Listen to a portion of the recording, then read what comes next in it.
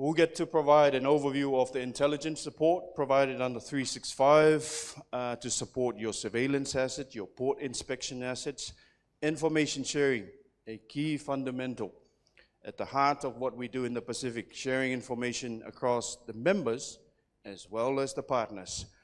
If we do have time, we'll update on the technology engagements with our partners and also reflecting on the cooperation within regional surveillance operations that is coordinated by the FFA Secretariat under OP 365 as well as the newer treaty subsidiary agreement. So revisiting the discussion that we had yesterday on the updates of that whole suite of tools that we have at the FFA, I want to link it back to observers. I think it sits under monitoring. We've got observers, yes, fisheries observers. Thinking back to the theme for day 9, cooperation, collaboration. We had a great discussions on some challenges and lessons learned on observers deployment across vessels operating in multiple jurisdictions. I want to link it up to the actual implementation of the observer program, regional observer program, and the support that is done between national observer program. One case that I want to bring up is the ability for different members to support each other. When you've got a target vessel to deploy an observer, this was in July this year. We identified a high-risk vessel that is suspected of dumping fuel in Kiribati EEZ. Done the investigations, matter was sorted by Kiribati. We thought there is a need to put some ongoing monitoring on that vessel. Operating down south, came down to Fiji, moved to Cook Islands. The collaboration between these 3 member countries in sourcing the observer and placing the observer in a different port. This was all done as part of that collaboration effort. At the very moment, that vessel is carrying an observer from Fiji, placed by Cook Island on a former vessel that was licensed to Kiribati EEZ. Imagine that collaboration. Placing an observer on a high-risk vessel, and we look forward to the results that will come out of the validation of the catch log sheets from that particular fishing trip. Integration, thinking of the observer and the ability for FFA Pacific Island countries to integrate and work together in the spirit of putting an emphasis on validating observers. Catch and effort reporting and investigating that pollution case in a member. So moving back to the work, I want to highlight some of the work that we do at the RFSC. Originally, following the convention that was signed by the FFA members in 1979, there is a provision there in terms of MCS activity. We started off slow following a couple of years, 10 years, and not until in 2009, the members felt that we need to put an emphasis on collaborating and cooperation in terms of MCS activity. That was led to the birth of the Regional Fisheries Surveillance Center to support the different member countries in terms of enforcing the CMMs, conditions of license, and also coordination with the partners, such as the Quads I mentioned yesterday. So that's our key functions, support to the members. There's about 9 of us with 2 seconded officials from the Australian Defence and as well as the New Zealand Defence. Our core function, mission, number 1 mission is to support 17 member countries implement MCS activities within their exclusive economic zones.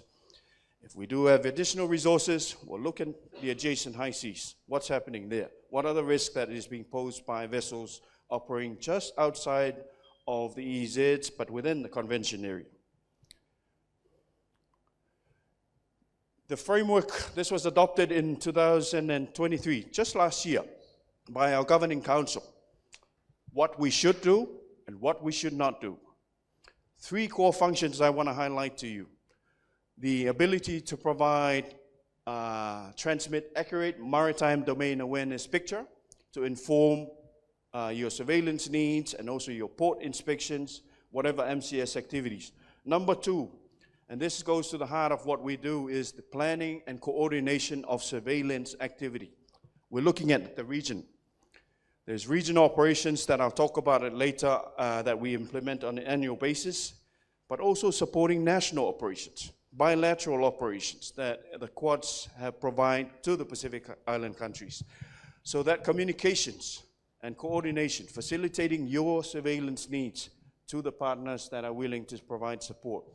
The last one is empowering our people, the Pacific people, in terms of the use of the MDA tools, capacity building on enforcement and prosecutions, what action needs to be taken on detections of IUU activities done in the Pacific region.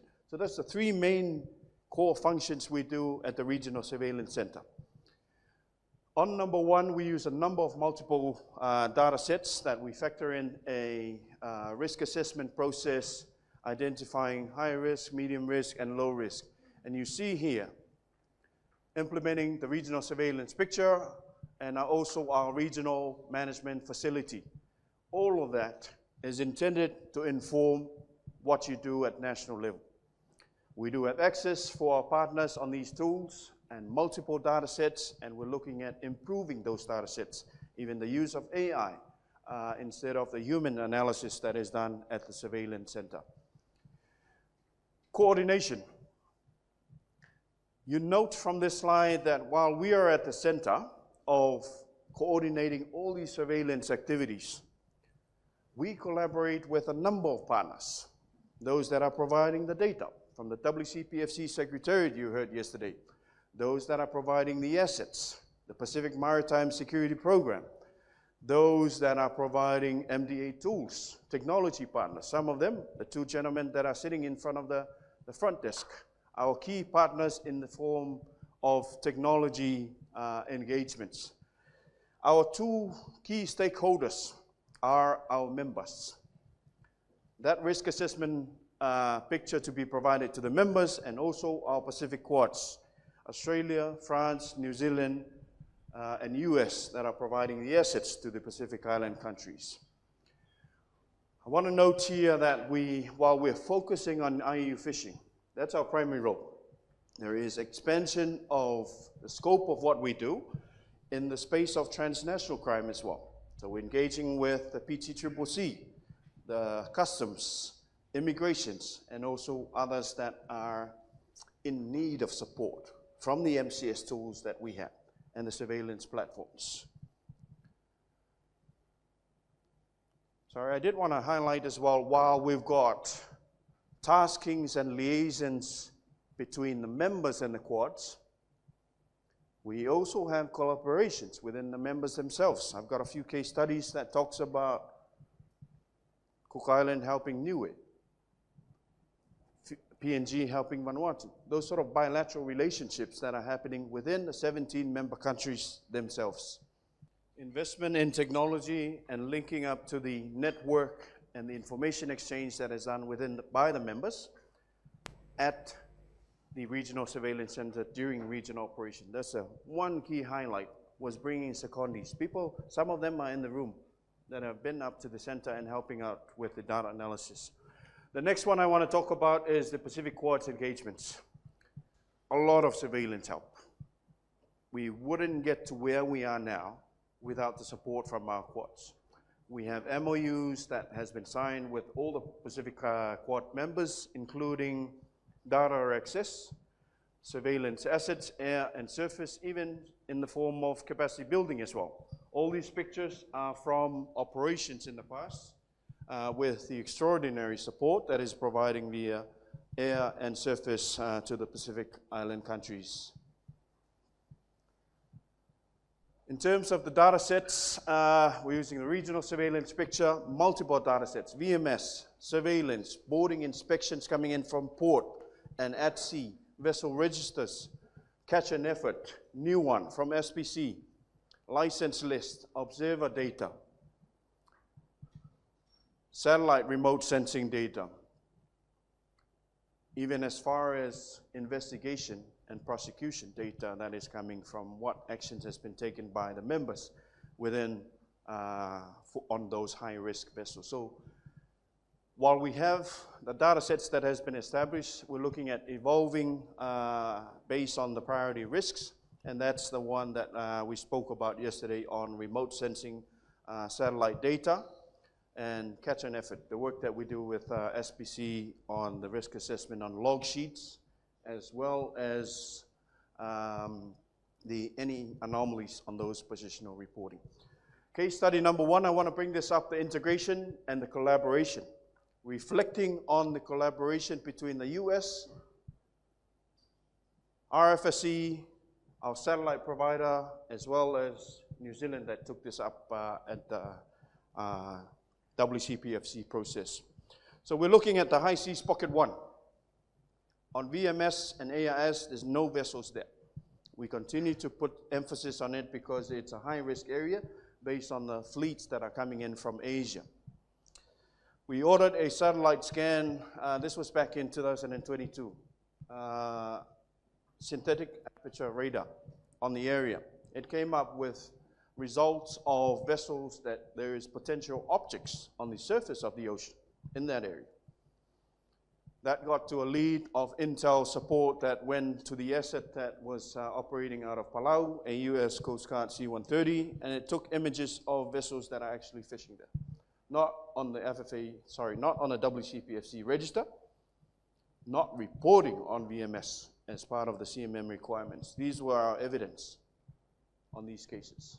Images from that aerial surveillance and put together for the US, and I believe New Zealand took this up as well against, these were suspected Indonesian vessels operating in the High Seas Pocket 1, transiting over Palau, fish, potentially illegal, and then go back to their markets. The integration and collaboration between the members, technology providers, our aerial surface surveillance providers, as well as the coordination from the RFSC. Case study number two, I've got a more recent one, the use of AIS data, nothing on VMS. Surveillance patrol done by PNG, just on the border between PNG and Indonesia. Picked up a vessel that is potentially fishing in that area. Vessel was boarded by the PNG surface asset and arrested, taken back into port. This is the activity in the border, as well as the vessel that was confiscated by the PNG authorities. Again, the collaboration, technology providers, the member, the surface assets, as well as the evidence that was put together by the FFA surveillance team. In terms of intelligence assessments, this is done before an operation, so producing intel report based on the number of data sets, VMS, heat maps, where the concentration of vessels are within the whole Pacific region to support the planning of the operation. So we're looking at VMS data and also catch and effort data that is produced from SPC, where the effort for long line fleets and per se fleets are within your specific, your EEZ. So that's been helpful, including the support from our technology partners. This part here is the intel assessment within an operation to support ad hoc deployment and also responding to those high-risk vessels within your EEZ. So we've got an example here of Cook Islands of a big area, limited assets, but using the technology to inform where the high-risk activities are. And that also leads to a vessel of interest report that is produced by the Secretariat. Wrapping up, technology engagements, of course, we want to improve. We want to enhance our tools. There is support provided from our technology partners. And we've got a technology policy that guides us on where we should go in terms of priority technology engagements, and also who we engage formal engagements with. So we've got support in the form of the Starboard MDA tool, entering into an agreement of getting access not only from the FFA, but also the members. JF West, the support on funding support and capacity building. We've got technology engagements with Canada, the government of Canada, on satellite remote sensing. The Hawkeye 360 that is funded by the Australian government, and also the MAXA funded by the JF West. All of those are en route to improve our risk assessment picture, improve our maritime domain awareness picture that we have provided from the RFSC, and also what is accessible to the members. And the last one is transshipment and intel analysis, the support that is provided from Joint Analytical Cell. We have members of the Global Fishing Watch, IMCS, and there's more that contribute to that pre-operation intel report to support the national level. Reflecting on the collaboration again, we're not limiting to our capacity and our capability, but we're exploring those that can offer help from the Pacific, or even from outside the Pacific. Last few slides is looking at the operations. Some extraordinary results that are coming in just out of COVID. We had no compliance inspections of vessels for 2 years. And then we hit with a bang in 2022 through last year and this year. Our stats are going up in terms of sightings, boardings, in port and out at sea, as well as remote sensing contacts that are coming up. So while we have a big area out of those operations, we are also getting a good coverage of inspections or contacts that are coming out of those operations. So the first one is Operation Raibalang. Again, a big area. Collaboration between the 8 members that are on the screen, looking at from Vanuatu, heading up north to Palau, the area of operation. Moving down south to Moana, 7 members, so Fiji, heading down to Cook Islands, collaboration, while most of them are independent patrols.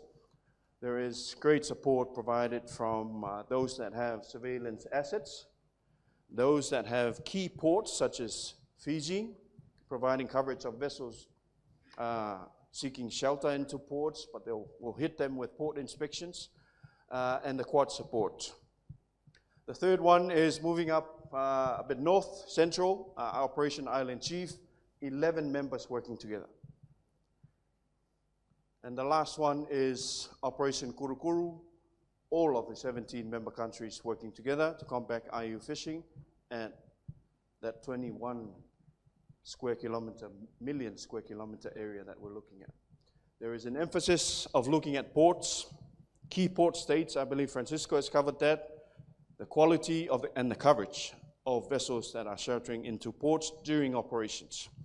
And finally is our Operation 365 framework. This is governs all of those 4, but looking at non-stop risk assessment from January to December, and bringing that picture up to the members to inform as vessels move around between EEZs, and especially when we get an asset or port inspections.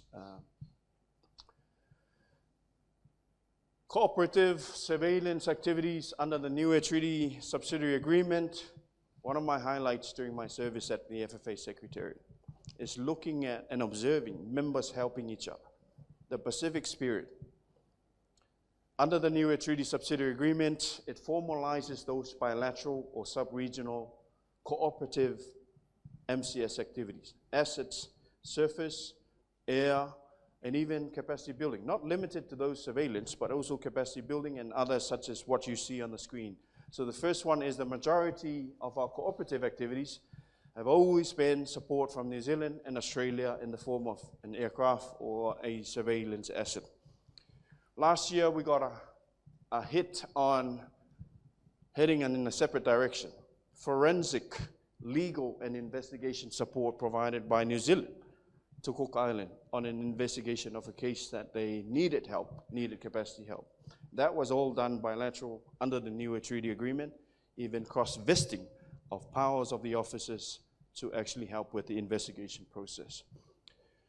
Capacity building, we've been running a lot of dockside and high seas boarding inspection training, so members that need that help will request through the new treaty subsidiary agreement and will respond to it with the lead of Australia, New Zealand and the FFA Secretariat. Resources, support through resources, so boarding equipment, safety equipment, PPEs, freezer suits provided to FSM, Tuvalu and Tonga Vanuatu with the coordination support from Australia. And the last one is, one of my favorites, is a bilateral activity. Remember, Niue doesn't have a patrol boat, eh? They need help. They've got a recently established marine protected area down south of their EEZ. They put their hand up, they asked Cook Island, Cooks, we need some help, please. Cooks came to the rescue. We've got an asset. We're going to deploy an asset, run it through the Niue Treaty Subsidiary Agreement, a bilateral operation between Cook Island and Niue, and cross-vest powers of Cook Island officials under Niue laws. That was done in 2021, during COVID. That was a highlight in terms of a member supporting another member. Cooperations within the Pacific, providing help and assistance to those that are in need. And we did come up with one boarding and a good surveillance coverage out of that marine protected area in Niue. I think it's Moana Mahu, what it's called. That's some pictures that I've pulled out of all of those activities, cooperative activities, bilateral and multilateral, under the Niue Treaty Subsidiary Agreement. So we're looking at boarding, capacity building support, a New Zealand asset offering support to Samoa when they had their patrol boat out of action, boarding inspection, resource support, freezer equipment. This one is another great one, a bilateral between Vanuatu and New Zealand. You see the engagement between the two member officials in trying to make that MCS bilateral activity work, and the information exchange between MPI and Vanuatu Fisheries. Another one from New Zealand, supporting Samoa down here, a bilateral activity between Tonga and Australia, with a Guardian Patrol boat returning from Cairns, doing some surveillance for Australia by the Tongan authorities. And this is a picture of the Te Kukupa, Cook Island Patrol boat, as they departed for that mission in Niue back in 2021.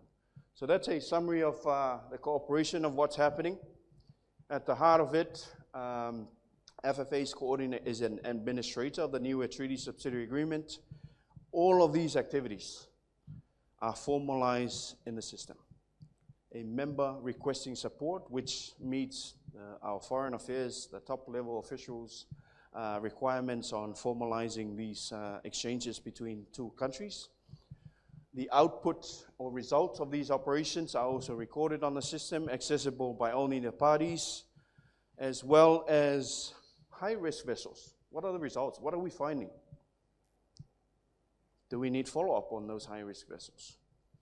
Impacts in relation to capacity building enhancements through high seas boarding and dockside boarding, as well as the impact of the resources that are being provided by the different developed countries within the Pacific region. So that's a wrap for what I wanted to cover.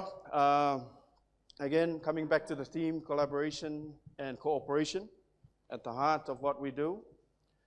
Not only waiting from the FFA Secretariat to facilitate, but we also see some great examples of member helping another member. CDS and some capacity exchange between Vanuatu and PNG, bilateral. Tuvalu and RMI on the E-scale, was it right?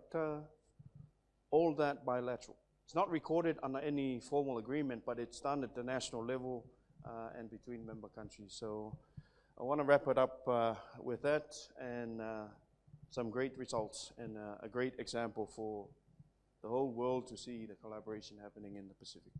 Thank you very much.